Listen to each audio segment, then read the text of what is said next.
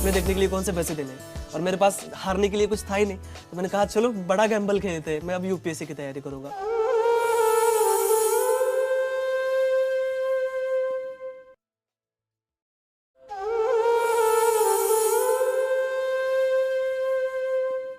उसके घर में इतनी गरीबी थी कि जब वो चौथी क्लास में था तो उसके पिता उसकी पढ़ाई छुड़वाकर उसको काम पर लगाना चाहते थे। टीचर के समझाने पर जैसे तैसे पढ़ाई तो बच गई, लेकिन जिंदगी आसान नहीं हुई। उसने अपनी पढ़ाई का खर्च उठाने के लिए होटल में वेटर का काम किया, पिता के काम में हाथ बटाया। वो पढ़ता जा रहा था बिना ये जाने कि उसको बनना क्या है। लेकिन एक बार एक अधिकारी ने उसके पिता से रिश्वत मांगी और उस दिन शेख अंसार अहमद ने यह तय कर लिया कि वो एक अधिकारी बनेगा। महाराष्ट्र पीसीएस की परीक्षा वो पास नहीं कर पाया, लेकिन यूपीएससी की परीक्षा उसने पहली कोशिश में ही न सिर्फ पास कर ली, बल्कि 361वीं रैंक भी हासिल की।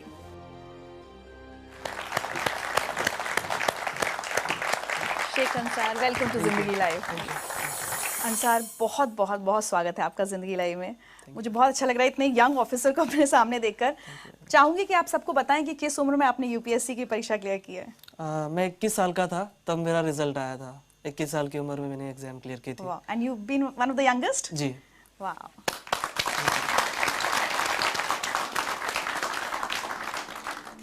बहुत गरीबी के दिन देखे हैं बचपन में? जी हाँ बिल्कुल, क्योंकि मेरे पिताजी जैसे एक ऑटो रिक्शा ड्राइवर थे, और जो बीपीएल फैमिलीज होती है, बिलो पॉवर्टी लाइन, जो घर आपने देखा अभी, वो घर भी हमें उसी के तहत मिला था। तो एक बिलो पॉवर्टी लाइन की फैमिली में मैं पैदा हुआ था। अच्छा, ये क्या हालात बन गए थे कि आपके फादर को स्कूल जाकर ये कहना पड़ा कि मैं इसको नहीं पढ़ा पाऊंगा? मेरे पिताजी को किसी ने बताया कि इसको पढ़ा के कौन सी नौकरी लगनी है, सरकारी नौकरियां नहीं है, और हमारी कम्युनिटी के लोगों को नौकरियां नहीं मिलती, कोई नौकरी नहीं देता, तो उससे इसको पढ़ा के कोई मतलब नहीं है, आप इसी किसी काम को लगा दीजिए, घर में 2 पैसे आ जाएंगे। एक मैसेज सुनवाते हैं आपको। जब उसके पिताजी स्कूल में आए तो वो बोले उसका नाम निकालने का है, अब उसको स्कूल में नहीं रखने का। फिर मैंने बोला क्या करेंगे फिर उसका, वो क्या करेगा? तो उसको कुछ तो भी काम धंधा दे के काम करेगा। तो मैंने बोला ये अच्छा नहीं, और वो जहाँ तक पढ़ना चाहे उसको पढ़ने दो। इन्हीं की वजह से एक्चुअली मैं आज यहाँ तक पहुँचा हूँ। अगर ये मेरे पिताजी को नहीं बताते तो शायद मैं कहीं रिक्शा चला रहा होता। आपकी अम्मी भी खेत में मजदूरी करती थी घर का खर्च चलाने के लिए? जी हाँ बिल्कुल, घर का खर्च, और मैं जब पुणे में पढ़ाई कर रहा था तो मेरा भाई भी मुझे पैसे भेज दिया करता था, लेकिन पैसे कभी कभी कम पड़ जाते थे। तो मेरी अम्मी खेत में काम करती थी, लैंड लेबर, तो वो भी उसकी जो कुछ सेविंग होती थी वो मुझे भेज देती थी। चलिए आपके लिए एक और मैसेज। पर आंसर ने पहले पास से रात का भी चिड़चिड़ाक लगा के पढ़ाई करता गया। सो जा बोले होंगे तो नहीं तुम सो जाओ, दिन कभी कभी दिन निकल जाना उसको। जो पहले पास से पहली से नंबर 1 आते गया तो आखिर तक नंबर 1 ही आया उसका। उसकी पढ़ाई को हमने कोई कमी नहीं आने दी, घर के परस्ती बताई नहीं हमने उसको कभी।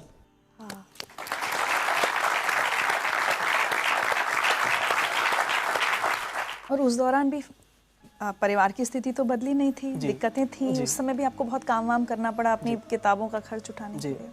10th में मेरी छुट्टियां चल रही थी और मुझे कंप्यूटर सीखना था, तो MSc का कोर्स आता है, वो कोर्स मुझे करना था। उसकी फ़ीस थी लगभग 2,800 समथिंग, उस वक्त उसकी फ़ीस थी। पे करने के लिए पैसे नहीं थे, तो मैंने मेरे अब्बू को बताया कि भाई ये रेस्टोरेंट है, यहाँ पर मुझे काम करना है, मुझे वो लगभग 3,000 रुपये तक कुछ पगार दे रहे हैं। तो उन्होंने कहा ठीक है तुमको करना है तो करो। फिर मैं उस रेस्टोरेंट में काम करता था, सुबह 8 बजे से लेकर रात में 11 बजे तक वो काम होता था।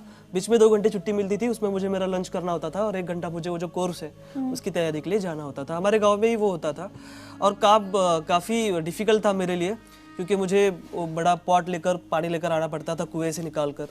फिर उसके बाद जो कस्टमर्स आएंगे उनको चाय सर्व करना, उनका टेबल वगैरह साफ़ कर देना, ये सब इस तरह का काम एक वेटर का काम था। और उसके बाद जब 10 बजे होटल बंद हो जाता था, गांव में 10 बजे जनरली हमारे बंद हो जाता था, तो 1 घंटा मुझे जो फर्श वगैरह होता था वो सब साफ़ करना होता था बैठ के हाथ से। तो वो काम मैंने किया। तो घर में सिर्फ आप ही सबसे ज़्यादा पढ़े लिखे हैं, बाकी सबकी पढ़ाई छूट गई, काम करने लग गए या शादी हो गई बहनों की? जी घर में नहीं, पूरी जनरेशन का मैं फर्स्ट ग्रेजुएट हूँ। हमारे पूरी जनरेशन में कोई पढ़ा नहीं है, तो घर का मैं अकेला ही सबसे ज़्यादा पढ़ा लिखा हूँ। और बाकी के जो बहनों की शादी हो गई थी जल्दी, और भाई जब 5th स्टैंडर्ड में था तब से वो मेरे माँ बाप के पास काम करता था। एक मैसेज और सुने जी। मुझे स्कूल में जाना पसंद नहीं था, यानी मुझे इंटरेस्ट नहीं था उसमें पढ़ने के लिए, पढ़ाई के लिए। और मैं एक बार 6वीं में ही फेल हो गया था। तो जब से मैंने स्कूल छोड़ी और मैंने दिल में ठान लिया कि मैं तो इतना होशियार नहीं हूँ, लेकिन मेरा भाई मुझसे भी ज़्यादा होशियार है, इसलिए मैंने स्कूल छोड़ के अपने मामा की तरफ काम के लिए गया। लेकिन इतना मुझे गर्व है कि मेरा भाई मेरे वजह से कुछ ना कुछ आज बन गया है। मेरे सक्सेस का बहुत बड़ा क्रेडिट जो है मेरे माता पिता के बाद मेरे भाई को जाता है। क्योंकि देखिए अक्सर ये होता है कि बड़ा भाई छोटे भाई की पढ़ाई के लिए पैसे खर्च करता है, लेकिन यहाँ उल्टा था। छोटा भाई रात दिन मेहनत करके बड़े भाई को पैसे दे रहा था। ये आपसे छोटे हैं? जी। और मैंने 10वीं की छुट्टियों में काम किया, 12वीं की छुट्टियों में काम किया, कॉलेज के फर्स्ट ईयर की छुट्टियों में काम किया। लेकिन लास्ट के 2 साल जो बहुत अहम थे मेरे प्रिपरेशन के, उस वक्त मैंने कहीं कोई जॉब नहीं की। मुझे जो सारे पैसे थे मेरे भाई पूरी डेट के ऊपर मुझे ट्रांसफ़र कर देता था बैंक में। तो बहुत बड़ी बात थी मेरे लिए। अच्छा एक बात बताइए, कभी आपने अपने अब्बू से शिकायत की कि अब्बू अगर 4th में तब वो नहीं आप मेरे टीचर की बात मानते, अगर मेरी पढ़ाई छूट जाती तो आज मैं IAS ऑफिसर नहीं होता? मैंने कभी मेरे अब्बू से कोई शिकायत नहीं की है। कोई गरीब नहीं चाहता कि उसका बेटा कभी ना पढ़े, कहीं मोल मजदूरी करे चाइल्ड लेबर के तौर पर, कोई बाप नहीं चाहता। लेकिन वो मजबूरियाँ थी उनकी। सो मैं बहुत रिस्पेक्ट करता हूँ मेरे पेरेंट्स की। आज तो वो बहुत फख्र महसूस करते होंगे जी आपके ऊपर। जी जी जी। एक मैसेज और आया आपके लिए। 12वीं में उसको 100 पाव के 100 मार्क मिले, आर्ट्स में वो भी। तो मास्टर लोग मुझे वहाँ बुलाए, बाहर वाले कॉलेज में मेरा सत्कार रखे, मेरा स्वागत करे, मेरे को बुलाए। फिर मेरे और छाती ऐसी धड़कने को लगी कि मैंने बोला आप कुछ तो भी मेरा बच्चा बनने के काम का हो गया, कुछ तो भी है मेरे में ताकत। वो हिसाब से फिर मैं करते गया।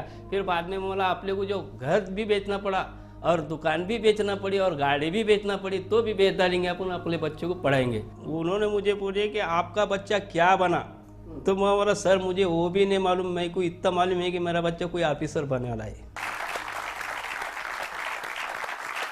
ये बताइए, अब ये सब हालात हो गए, उसके बाद ग्रेजुएशन, और दिमाग में ये कब आया कि मुझे UPSC, मतलब गांव में जैसे आप पले बढ़े, आपको पता भी नहीं होगा कि UPSC की परीक्षा भी कुछ होती है, तो ये सफ़र तक कैसे पहुँचे? हमको एक घरकुल योजना मिली थी BPL फैमिली के तहत। तो मेरे पिताजी तहसील ऑफिस में उसका चेक लाने के लिए गए थे। वहाँ के ऑफिसर ने कहा कि देखो अगर आप मुझे 10% देते हो, 30,000 हमको तब मिल रहे थे, 10% अगर आप देते हो इसका 3,000 रुपये, तो मैं आपको अभी चेक आपका सैंक्शन करा दूंगा फास्ट इमीडिएटली। ऐसे हालात में 3,000 रुपये की रिश्वत उन्होंने उस ऑफिसर को दे दी। तब उस वक्त मुझे रियलाइज़ हुआ कि करप्शन के सबसे बड़े शिकार हम जैसे गरीब लोग होते हैं। फिर 10th की छुट्टियों में हमारे क्लास टीचर थे मापारी सर, वो ब्लॉक एजुकेशन ऑफिसर बने। महाराष्ट्र पब्लिक सर्विस कमीशन के MPSC के जो स्टेट का एग्जाम होता है वो क्लियर करके ऑफिसर बन गए। उनका मैंने पेपर में नाम पढ़ा, फिर उनको मैं जाकर मिला, मैंने कहा सर आप ऑफिसर बन गए और मुझे भी ऑफिसर बनना है, कैसे बनते मुझे प्लीज़ बताइए। फिर उन्होंने मुझे MPSC के बारे में बताया। फिर मैं जब कॉलेज में गया 10वीं पास करके, वहाँ पर हमारे एक टीचर थे जो वो भी तैयारी कर रहे थे UPSC की। उन्होंने उनसे MPSC के बारे में पूछा और फ्लो में उन्होंने मुझे UPSC के बारे में बता दिया कि ये भी बड़ा, उससे बड़ा एग्जाम होता है, इसमें से IAS बन सकते हो, कलेक्टर बन सकते हो। सपने देखने के लिए कौन से पैसे देने, और मेरे पास हारने के लिए कुछ था ही नहीं। तो मैंने कहा चलो बड़ा गैम्बल खेलते हैं, मैं अब UPSC की तैयारी करूँगा। अंसर, कभी जब तैयारी कर रहे थे UPSC की, उस दौरान भी तो ये फेज आया होगा कभी कि ये प्रेशर बने कि अब छोड़ो, इसमें तो पता नहीं होगा या नहीं होगा, कोई छोटी मोटी नौकरी कर लेते हैं, कम से कम अब्बू अम्मी का हाथ बटाएं, ये प्रेशर था आपके ऊपर? जी बिल्कुल था। बहुत बार ऐसा लगता था कि कंपटीशन देखिए 5-5.5 लाख बच्चे एग्जाम देते हैं, तैयारी करने वाले तो उससे भी ज़्यादा है। लेकिन बाद में खुद से मैं पूछता था कि ठीक है मैं ये नहीं करूँगा तो क्या करूँगा, छोटी मोटी कहीं नौकरी कर लूँगा, उसमें मैं सेटिस्फाइड नहीं रह पाऊँगा, मुझे बड़ा करना है कुछ तो। और मैं पढ़ाई भी नहीं छोड़ सकता था क्योंकि देखिए मेरे सामने 2 ही ऑप्शन थे, डू और डाई। इसमें मुझे करना ही था और वही रीज़न है कि मैं इतनी फर्स्ट अटेम्प्ट में 21वीं साल की उम्र में ये क्लियर किया, क्योंकि मेरे पास दूसरा कोई ऑप्शन नहीं था। एक मैसेज और है आपके लिए। जब UPSC मेंस का रिजल्ट लगा उस दिन मैंने तुझे कॉल किया था और मैंने तुझे सबसे पहले बताया कि तू पास हो गया है। उस शाम हम मिले भी थे, तू बहुत खुश और इमोशनल था, मैं भी वो खुशी जाहिर कर रहा था। पर उस इतने बड़े दिन भी तेरे पास खाने के लिए पैसे नहीं थे। हम दोनों ने हमारे घर पे ही खाना खाया था। मेरे लिए ये बहुत बड़ी बात नहीं है कि मैंने तुझे खाना खिलाया, पर मेरे लिए ये अवसर था कि मैंने इतने कम उम्र वाले एक IAS ऑफिसर के साथ खाना खाया।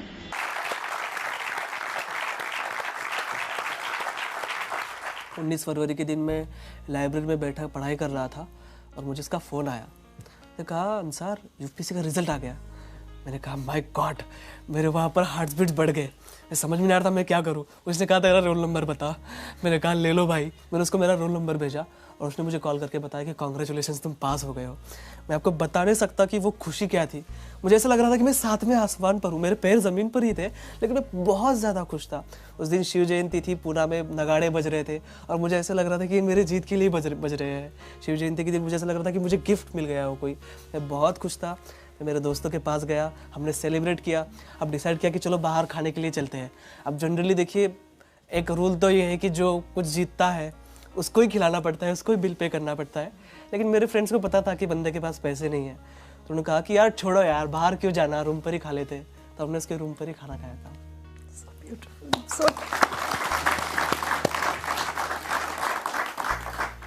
मेरे पास सच्ची आज शब्द नहीं आपकी बातें सुनकर, कितनी खुशी हो रही है कि एक बच्चा कहाँ से कहाँ पहुँचा है और अब जल्द ही आपकी नौकरी की शुरुआत होने वाली है। आपको लगता है अंसार, आप जहाँ से आए हैं, आपका जो बैकग्राउंड है, क्या वो आपको एक अलग ऑफिसर बनाएंगी? मैं ये सोचता हूँ कि मेरे लाइफ में मैंने जो फेस किया है वो किसी और को फेस ना करना पड़े।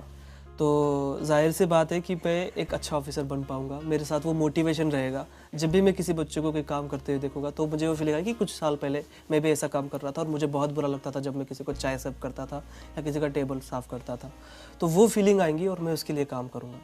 तो मुझे लगता है कि मैं एक अच्छा ऑफिसर बन पाऊँगा just because of my background. आज अगर पीछे मुड़ के देखते हैं और अपनी ज़िंदगी की कोई एक चीज़ बदलना चाहें तो क्या होगा? मेरी ज़िंदगी की मैं चाहूँगा कि मेरा बचपन फिर से आ जाए और मेरे पिताजी उसमें IAS हो। सो जस्ट मुझे तो जब मुझे कोई यूनिफॉर्म ना मिला हो या कोई किताब ना मिली हो तो वो मुझे मिल जाए। कोई एक मैसेज जो आप सब लोगों को, और सिर्फ जो यहाँ बैठे हैं वो नहीं, जो बहुत सारे लोग टेलीविजन पर आपको देख रहे हैं और उसमें से बहुत सारे IAS की तैयारी कर रहे होंगे, उनको क्या मैसेज देना चाहेंगे? जी, मैं उनको यही मैसेज देना चाहूँगा, एक रिक्शा चलाने वाले का लड़का अगर IAS बन सकता है, जिसने अपनी लाइफ में सारे ऑड्स देखे हो, तो मुझे ऐसा लगता है कि हमारे देश का कोई भी बच्चा, और गरीब से गरीब बच्चा भी, और किसी भी मजहब का बच्चा IAS बन सकता है। आप सभी को मेरी बहुत बहुत शुभकामनाएं। Thank you so much Ansar. और जैसे मैंने एक तोहफा आपके लिए, ताकि आप हमें और हमारे शो को भी याद रखें हमेशा। हम ये कह सकते हैं कि सपनों को जीना उन्हीं को आता है जिनको हर मुश्किल में भी मंजिल नजर आती है। आज के हमारे इन सभी मेहमानों ने जो ख्वाब खुद के लिए बुने थे, उसे हासिल करना आसान नहीं था। बार बार गिरने के बाद ये संभले, और आज इन सभी की कहानियां लाखों लोगों के लिए एक प्रेरणा है, खासकर उन लोगों के लिए जो सपने देखने से नहीं कतराते, जो मुश्किलों का डट कर सामना करते हैं, जिनके ख्वाबों के आड़े गरीबी नहीं आती, जो किस्मत बदलना और मजबूरियों को हराना जानते हैं। और हाँ, अगर आप इन जैसे किसी होनहार बच्चे को जानते हैं ना, तो उसकी मदद ज़रूर कीजिएगा, उसका सपना पूरा करने में भागीदार ज़रूर बनिएगा, अच्छा लगेगा।